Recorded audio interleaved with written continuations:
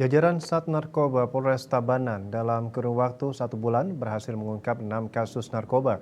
Sebanyak 7 orang tersangka, salah satunya ibu rumah tangga, di mana total barang bukti yang berhasil diamankan dari para tersangka sebanyak 101 paket sabu dengan berat 306,83 gram neto.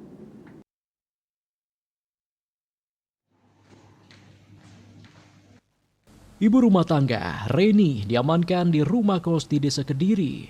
Barang bukti yang diamankan juga cukup banyak, yakni 46 paket sabu dengan berat seluruhnya 13,45 gram neto. Sementara itu, 6 tersangka lainnya ditangkap di lokasi berbeda-beda. Ngurah asal Tabanan diamankan dengan barang bukti 15 plastik klip sabu seberat 285,47 gram neto disimpan dalam tas pinggang, jok motor, dan dalam lemari pakaian. Selanjutnya, Alit diamankan di rumahnya Desa Jadi Marga dengan barang bukti 27 plastik klip sabu seberat seluruhnya 6 gram neto. Tersangka ketiga, Ngurah, diamankan di Desa Penebel dengan barang bukti 11 plastik klip sabu seberat 1,54 gram neto. Dua tersangka lainnya, Kodar dan Molir, diamankan di tempat kos di Desa Berembang, Selemadeg. Dari kedua tersangka diamankan 1 plastik klip sabu seberat 0,21 gram neto. Kemudian Ngurah diamankan di Desa Pangkung Karung, Kerambitan. Jumlah barang bukti 1 plastik klip sabu 0,16 gram neto. Kapolres AKBP Leo Dedi De Vretes mengatakan para pelaku penyalahgunaan narkoba ini adalah pemain baru.